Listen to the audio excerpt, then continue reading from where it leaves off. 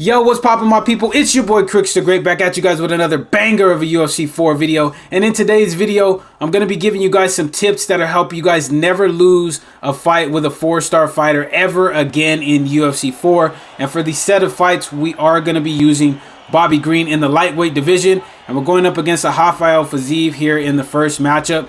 Now, the first tip that I have for you guys is know the matchup and the fighter that you're going against. So we're going up against Fiziev. We know he's going to have the stat advantage. He has 95 punch speed with 93 punch power. And he has some really strong and fast kicks as well. Compared to Bobby Green's 92 punch speed with 91 punch power. But also in knowing the matchup, Fiziev he's a space striker. He needs to have space. He's not going to come and blitz you with boxing combinations. Even though he does have fast punch power and fast kick speed, he needs space to do his work. And if we can time that out with Bobby Green with the nice solid boxing combinations of Bobby Green, then we could potentially put Fiziev in a lot of trouble. But it's going to take time. We're going to have to get the timing down. We're going to go little by little and work until we get him in a bad spot, until he makes a mistake. And then we can take advantage of the opportunity that we get. So here you see we're fighting off at space. I'm not just putting pressure on him. I want him to be in space, and I want to try to get the timing in before I start to blitz him. So we're popping out that jab. You see me going down with the body kicks as well. And that's going to make for a much more of a challenge too with Bobby Green, because he doesn't have very fast kicks, and his kicks don't do a lot of damage. So we're going to be primarily using boxing. So you see me moving in and out playing footsies. And for those of you guys that are newer to the game and have trouble with footsies, go into practice and really just pick a fighter that you use all the time and get a nice little movement, a little feel for his movement. Move in and out of the pocket. You don't even have to throw strikes. Just practice moving in and out of striking range. Get adjusted to where your fighter's ranges are, where they can land a punch, where you can get hit with a punch, where they can land a kick, and amongst other things like that. So see here, you see us blocking low because we don't want to get our legs chopped off. But we're doing some nice solid damage, and we're mixing up high-low to the body as well. You see me throw multiple jabs to the body. Here we're jabbing up to the head, coming, and then ripping down to the body with a clean hook back up top. Catch him right there with a clean three-piece. So far, so good. We're starting to get that timing down. And you see I'm getting a lot of damage in without having to utilize a lot of stamina. So we're using his strength, Rafael Fiziev's strengths, against him by just having good timing. And that's what you want to do against guys that are using guys like Rafael Fiziev and guys that are space strikers. Like Stephen Thompson, even in welterweight, is another guy that needs space to do his work. So we're still popping out that jab. This guy's doing a good job of chopping at the calf kicks because he's starting to get the timing on us moving in and out. So that means we need to press forward a little bit more. We're still going down to that body. We almost slipped that uppercut, but we did get hit with it. And that's going to be the end of the first round. That whole first round was just getting timing, downloading the information, seeing how he's moving, seeing what strikes he's really trying to throw, and seeing what his game plan is going to be. So now in the second round, we've put together our game plan, we got the timing down, and now we're going to move in just a little bit more than what we did in the last round and see if we can get some high damaging shots off on Fiziev. And our stamina is looking A1. And this is what you have to do with 4-star fighters. You can't rush and just try to stay in people's faces. I know you guys see me do that on stream a lot with Cub Squanton, but until you're up to the elite level, as we get a beautiful stun off the nice slip straight lead uppercut combo, until you get comfortable with fighting at the elite level, then I would highly recommend you guys just try to take what your opponent gives you. So we did get that rock off. You see us pressing forward a lot more, but we're still giving him a little bit of space just in case he tries to throw one of those kicks. We can counter it, potentially with an overhand or a high kick, and get a KO, hopefully. So see, we're still playing the footsie, still staying patient. And that's another tip for you guys. You have to stay patient with 4-star fighters. You cannot just go buck wild with them. I mean, there's a couple of 4-star fighters like Conor McGregor that you could do that with, or like Jorge Masvidal in welterweight also can be that way. Those kind of guys you can blitz forward, but that's not every single 4-star fighter in the game. most of these guys are going to be at a stat disadvantage when you're using them. So you just really want to take your time. That's what I would highly recommend, is just take your time. So here he's still chopping at that leg, but we were able to block that one. He misses on the lead hook. We're double jabbing. Nice minor step straight right there by him. He misses on the kick, but we were just out of range to counter that. So we need to put a little more pressure on, because now I noticed that he's throwing a lot more kicks than what he did in the first round. We miss on the body kick. Hit him with a good hook. Staying patient. Nice little four-piece lands right there. Hurt him again. Going down to the body, then back up to the head. But a good job by him to circle off. So that way we did not get any more damage in on his head. We're fainting to the body now because we went enough there. Nice knee to the head right there by him as we were going down for the nice body jab. But just taking our time still. He misses, and there was that counter head kick that we were looking for. That's why we were playing footsies, was to look for him to make a mistake, and then we punished him and got that clean KO with Bobby Green here in the first fight. But let's go ahead and jump into the second fight. Now here we are, guys. We're in the second fight, and we are going up against a Conor McGregor player, and not just any Conor McGregor player. This guy, Chance Benz, is the #9 guy in the world. So this is a perfect example. This is going to be a perfect fight for you guys to see how to use a 4-star against somebody that's at the highest of the high level. So here we go. We don't touch gloves because he doesn't really like me too much, and I don't really care for him either. He was actually talking about me on stream after this, so you know, he was real mad after this fight. But see, now our strengths against Conor, we're not really going to have any statistically. He's going to have the power advantage and the speed advantage with 95 and 96 in both of those respectively. But Conor does have very bad stamina. He doesn't have very good stamina. So we're going to try to make him whiff a lot of combinations if we can. Whiff on some strikes, not let him touch our block. And that's a tip that I'm going to give you guys for going up against the meta fighters, as we get hit with a beautifully timed step-in roundhouse kick to the head. But that's a tip for you guys. You need to understand where your advantages are against guys like Conor, because if you don't, and you just play into your opponent's hands, they're gonna get you out of there pretty fast. I'm not gonna cap. So here we're just trying to take our time. He's going down to the body, but he's not going down too much, so that's kind of works in our advantage as well. We catch his body kick right there. We're still just taking our time, and like I said, Conor doesn't have the best cardio, so our advantages, we're gonna try to push this fight to the later rounds. This is a 5-round fight, so we're gonna try to do our damage in the 2nd, 3rd, 4th, and 5th round, but we get a nice rock off right there, and we're a little bit ahead of schedule. But you see, we're still going down to the body. We're not just headhunting. We're catching those roundhouse kicks to the body. He fired off a nice one there off the break, but we did get that damage off, so that lets him know that we are game, and he's not just going to be able to just swarm us like a lot of Conor McGregor players tend to do. But you notice in this fight, we're not going to be...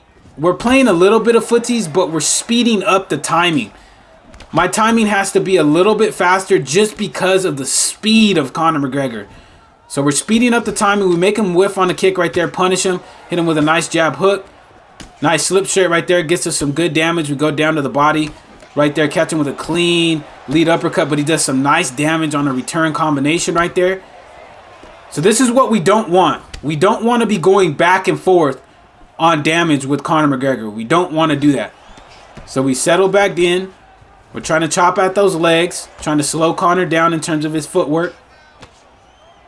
Just taking our time, still baiting out some strikes. And now that we've earned that respect in the pocket by rocking him, he's not just trying to overwhelm us. He has to take his time as well, because we could potentially get him out of there as we hit him with a beautifully timed slip straight right there off the Superman punch. And he's throwing a lot of strikes, guys. He's throwing a lot. And that's really going to work into our favor, because he's missed on a lot of these jab straight combinations because we've been moving our head and we've punished him as the first round ends right there. Some solid work from us there in the first round. We did get hurt on that roundhouse kick to the head right there. That beautiful lead head kick did a lot of damage to us, but we were able to regain our composure. As you guys can see the fight stats right there. He threw 128 strikes and only landed 45, and we only threw 80 6, I believe, and we landed 36. So he only landed 10 more punches, but threw 30 more. So that's really what we're trying to do. We're trying to gas him. So we're just taking our time. He's trying to go with the slip body uppercut right there, the Ed Parker style. I've been seeing a lot more people trying to implement that into their games. And you see he's with those kicks that he's been throwing, the roundhouse kicks to the body. If we step in at the right time and find the right timing, we can do a lot of damage to him. Like really, really a lot of damage, because it'll leave him at max vulnerability and he'll have to eat the full damage of a Bobby Green combination. So here we're just trying to gain some respect right there. We hit him with a nice ducking straight, hurt him. He's bobbleheading all over the place, going down to the body, but we're not overcommitting. And that's another tip. Do not overcommit on bobbleheaders when you hurt them. And just expect when you hurt somebody that's using a meta fighter, they're going to start bobbleheading because they do not want to lose to a 4-star fighter. So you need to just be prepared for that and stay in the right mentality when you're in fights against these guys. You don't want to overcommit on shots to the body even when they're bobbleheading. So right there, we catch him on that kick animation, knock him down. We're going for the ground and pound finish right here with Bobby Green. He was able to post up that one hook that really saved him from getting finished right there. So now we're on the ground, and this is going to lead into another tip for you guys. When you get a knockdown and you are on the ground, take the ground time, man. Take the ground time. I see a lot of people getting up off the ground when they get knockdowns. I mean, unless you feel uber confident in what you're doing, stay on the ground. You've earned it. You've earned the time. And now you see our head health and our body health isn't the best. So we're going to take this time on the ground, because the more time we have Conor on the ground, the better for us. Yes, he's trying to go for an armbar here, but I know my sub defense is really high, so I'm not too worried about getting subbed right here. Plus, I know there's a slam transition that's going to come up right there, and we're able to hit it successfully. But look at how much time has chipped off the clock. The more time we have him on the ground, the less time and the less threats we have of Conor McGregor finishing us. So we're just taking the time. And that's what I would highly recommend you guys do. If you guys get a knockdown on an opponent, take the ground time. You've earned it. You had to work for that, and that's how you have to see it. You had to work for that thing. So here we're trying to transition through. He's going for a guillotine choke. But like I said, my sub defense is pretty good, so I'm not really too worried about it. Just taking our time, setting up a nice rhythm. His submission is going up, but it's not on pace with our defense right here. And there's only 11 seconds left, so he's not going to have enough time really to get that sub. And we're able to get out of it right there. And that's going to be the end of the second round. Now, very solid work from us. Like I said, in the first round, we wanted to try to exploit and try to punish him on a slip counter like that. So we ducked underneath, hit him with a clean straight. And then we were able to double jab our way into the pocket with a double jab straight. Hurt him and knocked him down off of that combination, off of the timing, catching him on the kick to the body. And look at that. We did have a higher output, but a lot of those strikes were on the ground.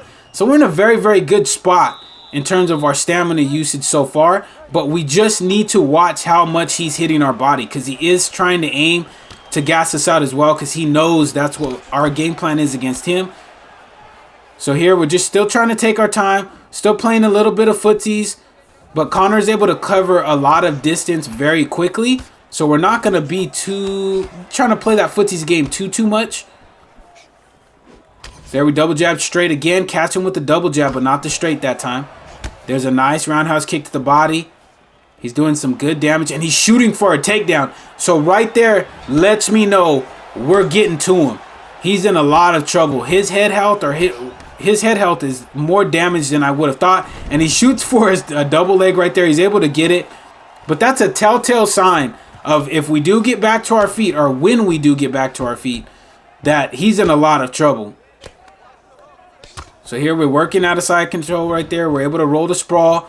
He's going to take backside right there. We try to transition, but nice job by him blocking it. That's why he's the number 9 player in the world, because he knows and he's able to anticipate. He gets the back sitting. We go right back to backside. And I know he's going to try to take back mount, so we deny that thing quick.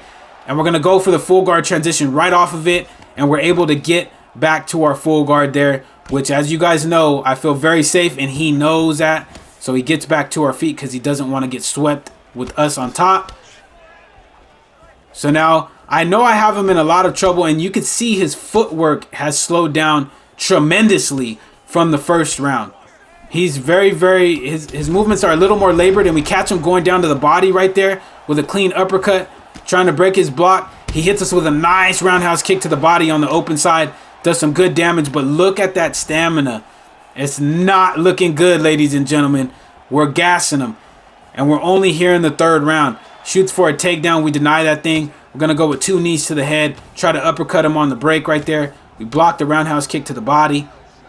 Switch back to orthodox, catch him with a nicely timed straight, and that's all it took, was 1 nicely timed straight to rock him, drop him, going with 2 knees to the body, 4 knees to the body right there, and 2 uppercuts to the head. So it's only going to take 1 strike, because that 1 straight did a massive amount of damage to Conor's head health. So we push him up against the fence, putting the pressure on him, trying to get him to make a mistake. Nice body uppercut right here right there by him, though. Catch him with a beautifully timed straight, going down to the body because I know he's going to be bobbleheading. Trying to catch him with the lead uppercut, but he catches us with the rear uppercut, doing some damage, but he doesn't have the stamina really to put us in any more trouble than what he just did. So now we're just putting the pressure on him. He's feinting off that kick. We're trying to time it with a straight. Crack him with a good, nicely timed straight, hurting him. He's bobbleheading, catch him with the hook, and put him to sleep. With all the damage that we did there in that third round, we were able to get the job done with Bobby Green. But that's how you have to use 4 stars, and I hope 4-star fighters, and I hope these tips you guys are able to use them, take them, implement them in your own game, so that way you guys just don't have to be using the same fighter over and over and over again, and you guys can use guys like Bobby Green and feel confident when you're going up against meta fighters. But that's it for the video, guys. If you guys did enjoy this video, make sure to slap that subscribe button if you're new, as well as slap that like button. I do post UFC 4 content on this channel pretty much daily. But until the next video, guys, take it easy, be safe, enjoy the rest of your guys' day, afternoon, evening, depending on where you guys are watching this from. And I will see you guys in the next video.